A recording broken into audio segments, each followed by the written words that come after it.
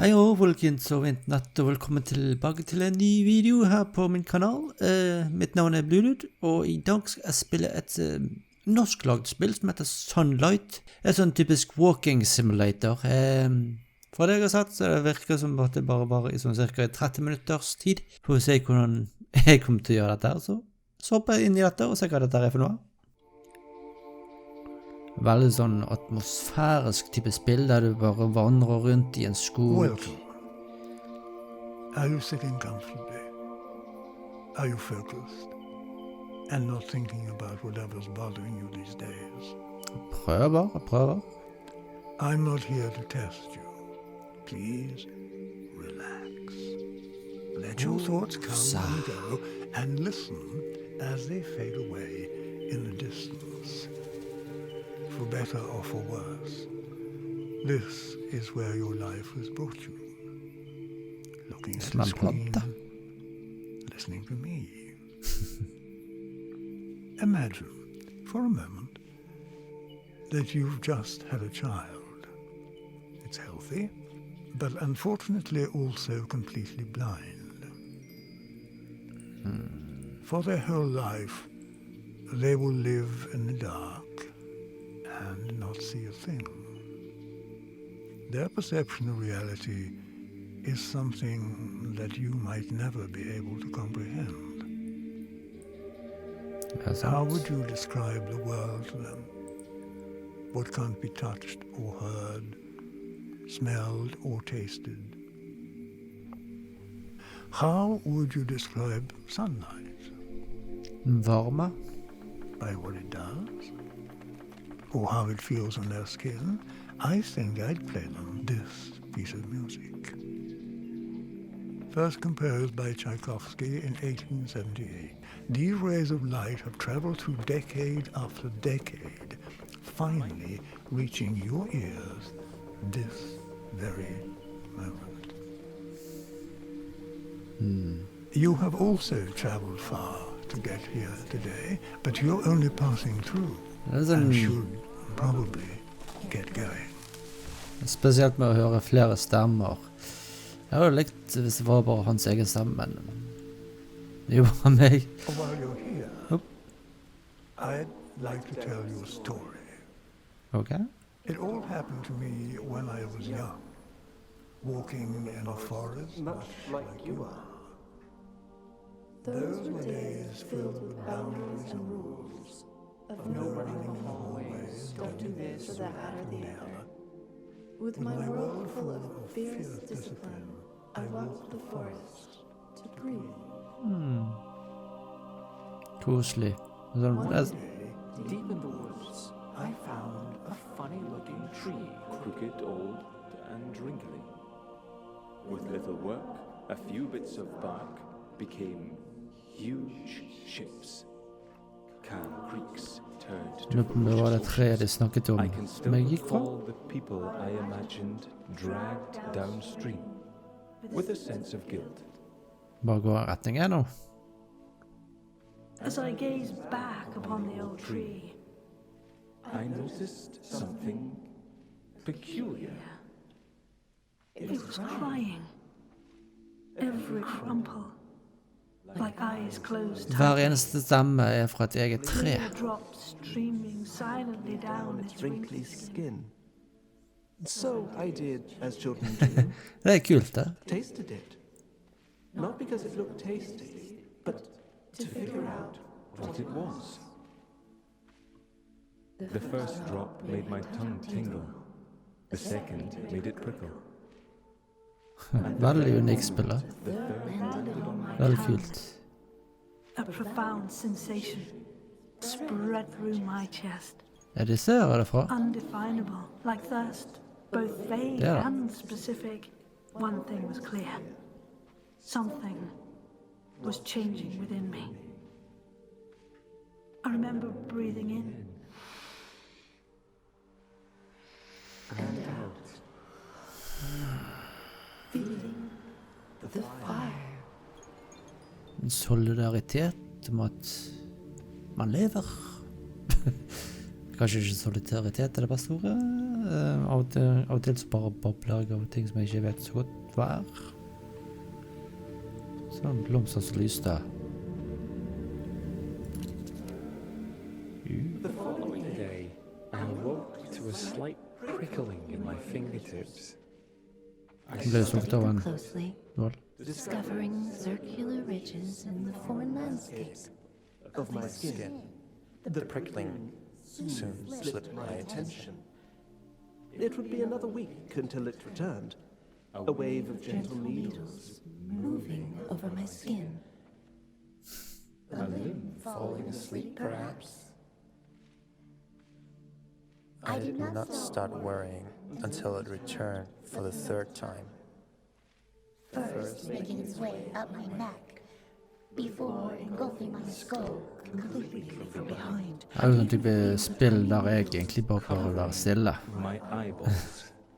Og man må oppleves. But it did Litt. not stop there. I held my breath as the smallest thorns crawled around my lips. Before spreading into my lungs and Stomach.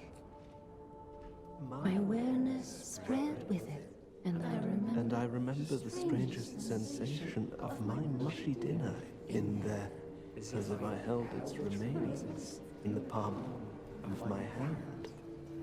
Veldig chill musikk. Jeg har dempet den lyden på musikken litt grann. Og så ikke overdøver lyden på stemmene og omgivelsene. suddenly My body took control and opened my mouth. An explosion of air rushing Into my lungs. The tingling spread with it through an endless web of veins, soon reaching my beating heart. For a moment, I stood in awe of the activity within my body. I felt my heart beating faster, and my skin Sweating. Your body is your only vessel in this world. And when it misbehaves, The claustrophobia is total. Seek help, I thought. And at that very moment, the tingling needles shot from my brain down through my spine. I felt them scatter through my upper leg, where muscles contracted to lift my knee. My body weight shifted forward, and a shockwave spread from the foot sole as it landed softly on the ground. The process repeated itself In greater detail For every step, I was overwhelmed, but my body kept moving. I did not at all Feel like the boss, giving directions. it all happened automatically, and I was simply along for the ride. like you. Like me. Dette her, altså jeg bare ta dette her inn meg. Jeg synes det er et fantastisk spill altså. The doctor's office was cold and white. Crossing the floor, Felt like a polar expedition. My parents, distant features of the landscape. I wanted to explain, but was unable. my lips and tongue engaged in an intricate choreography myself in the audience, observing the words performed. My lips muttered, I'm sure it will pass. While my thoughts were crying for help. Det virker som at når dialogen er ferdig, så får jeg muligheten til å se flere og se blomstene som jeg kan plukke opp. Jeg lurer på om det er det samme type. Så bare gå til den som er nærmest da. Plukke opp denne her flotte blomsten, den lange stilken. The conversation kept going, but I stopped paying attention. Instead, I was following the hands of a clock mounted on the doctor's wall. They were both speeding up and slowing down. I was slipping further and further away. A levitating camera in a video game, merging with the code it was running on.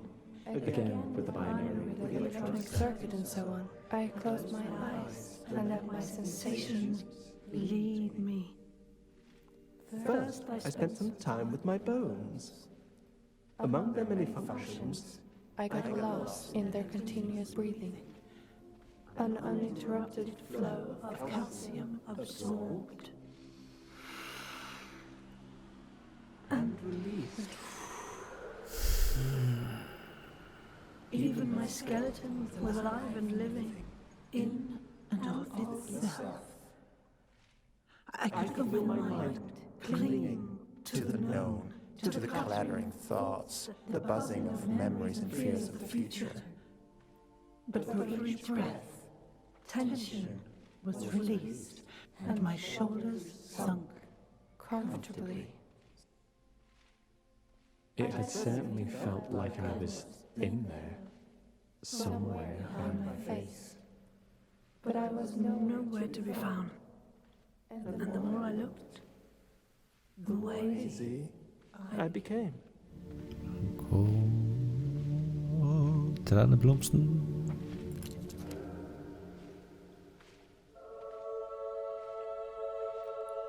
When my eyelids eventually opened, they felt as slow as a sunrise. Photons converted to neurosignals shooting along the optic nerve, each carrying a piece of information into the darkness. The brain categorized motion, color, edges, distance. I sat for moments in the dusk, watching the sunrise. When the world eventually lit up, I was no longer wondering why matter lights up from the inside. my experience had changed from the fire to the light it emits.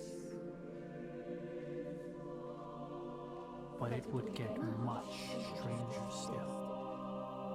Av og til så har jeg sånn hjerne at jeg ikke er så flink til å lytte så godt. Jeg likte starten da, det med fortelling om livet, om pusting og man trenger luft for å leve og alt det der. Men så kom det litt sånn jernbildet som man blir litt sånn denne friheten, man kan gå rundt og bare lytte til musikken, stemmene bare. Still moving, but among them vague shapes. Slowly, but surely, I saw trees float past me. And among them, myself. Sitting right there in the doctor's office, with a vacant expression. While walking around myself, I was surprised to still see the clock straight ahead. Myself from the side, the clock on the wall. The two images were not overlapping, they just... Prøv å styre meg mot en spesifikk stemme. Like imagining a familiar place with your eyes. Lurer på om det er fra denne jeg hører det fra, tenker jeg på.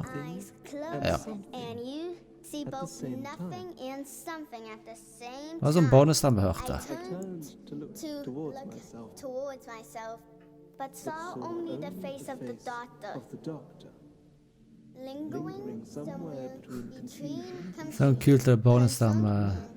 Du ser på dette treet her, i forhold til alt som rundt, så det er litt sånn mer åpent, mindre, i forhold til de større trærne som er voksne. Sånn interessant. En flott liten detalj i spillet. I felt my own hand reach out towards myself. The weight of my hand landing softly on my own shoulder. Eyes distant. Looking at the doctor. Looking at myself. Rules and boundaries disappearing. Jeg er sånn veldig avslappet tilstand her nå, at av og til så blir det ikke så lett å lytte til det som blir sagt, jeg bare lytte til stemmene, ikke så mye til dialogen. Det Det er sånn som jeg er i nå, altså, i den type stillstand, så det er ikke så lett for meg. Kanskje lettere for dere. Det er det sikkert. Ja. Bla, bla, bla. For meg, ja. Over me, intimate recollections of past sorrow. Kan det være på grunn av at det er flere stemmer som gjør det så vanskelig for meg å konsentrere? Eller kanskje litt på det. I was no longer alone. At man kan høre flere stemmer, at det ikke er så lett å... Men det er jo subtitles, så det hjelper meg litt grann. Of us, numbers of sensations were still flowing, but now with two observers to share the burden. Begynner jo å få en del blomster også nå, nærmest en bukett her nå, nærmer seg. Spørsmålet om hvor mange flere blomster jeg skal plukke opp da. Jeg får nå se.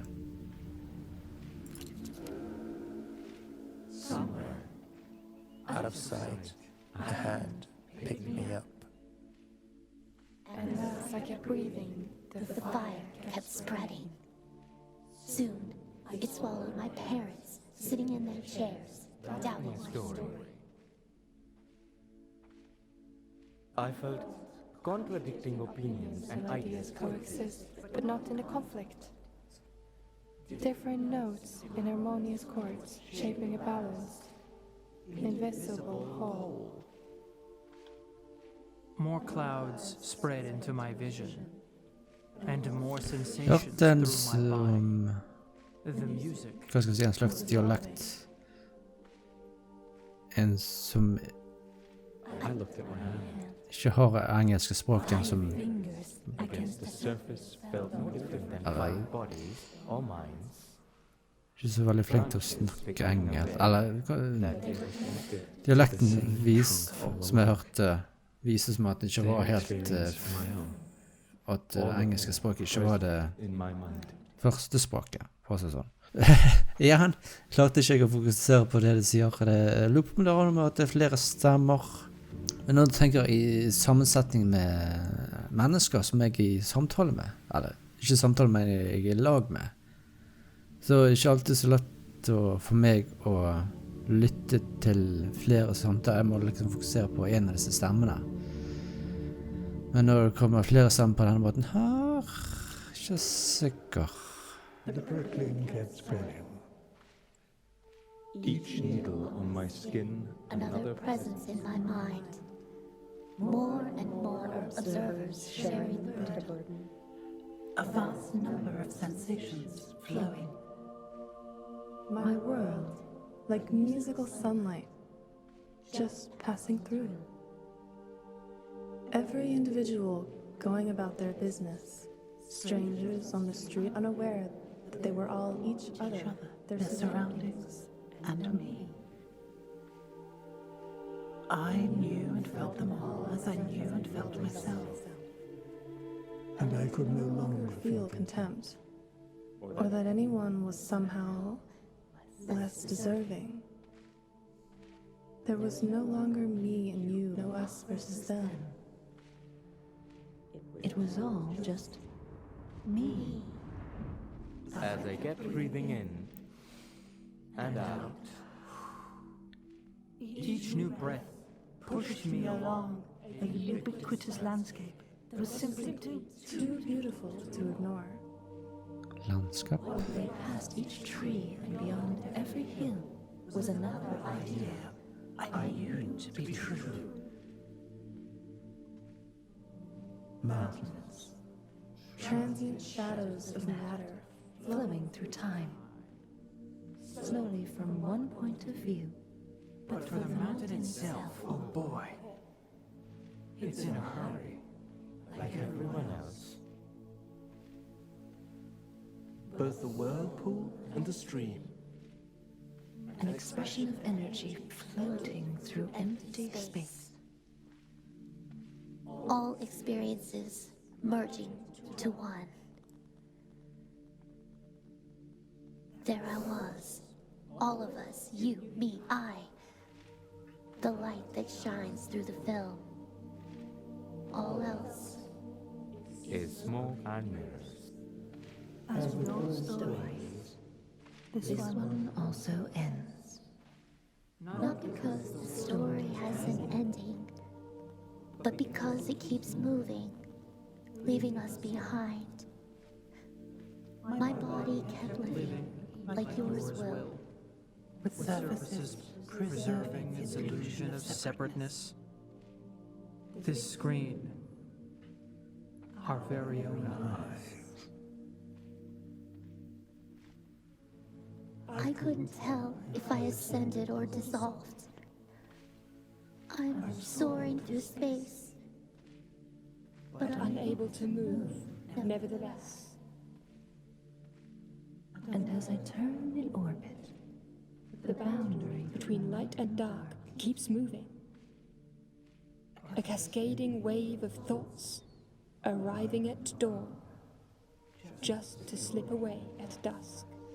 Ja, det gir meg den roen liksom, at jeg ikke har lyst til å fokusere på å høre det jeg sier, men bare lytte til stemmene. En annen ting for meg. Bare herlig. On a speck of dust suspended in nothing. An energy field fumbling in the dark, trying to describe myself. I want to be safe. Well fed, not too warm nor too cold. To be acknowledged by my closest. So even though you are Another part of me looking back. You will always be a stranger. A lump of resources for my exploitation. The Lurer på om det var den stemmen jeg tenkte på når det kom til den dialekten som ikke hadde var engelsk, første engelsk taler. Av og til roter jeg til med ord, og ikke lyst til å rote til så mye. Nå kommer jeg til dette spillet her. Picked up by a stranger with good intentions, and with it, sentenced to die.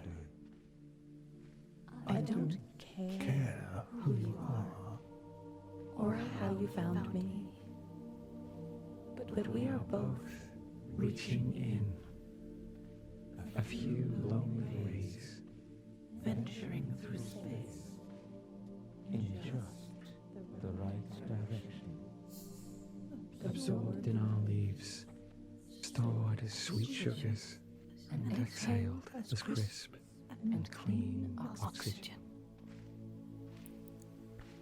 and while light warms our skin, or while we wait for the next sunrise. Sunrise. and out. And out. Fantastisk. Is that you are here right now, and for a moment we are together, you and me, as one, like we always are. Ja. Litt mer... litt mørkt her nå. Solen går ned, kanskje? Har inntrykk av det i alle fall. Nei. Jeg ser masse trær her som er blitt kuttet ned. Oh boy. Det her er ikke... Jeg har lyst til å gå inn i skogen igjen. Det var så koselig å være der. Her ser det så trist og... ekkelt ble det noe. Enter tekst.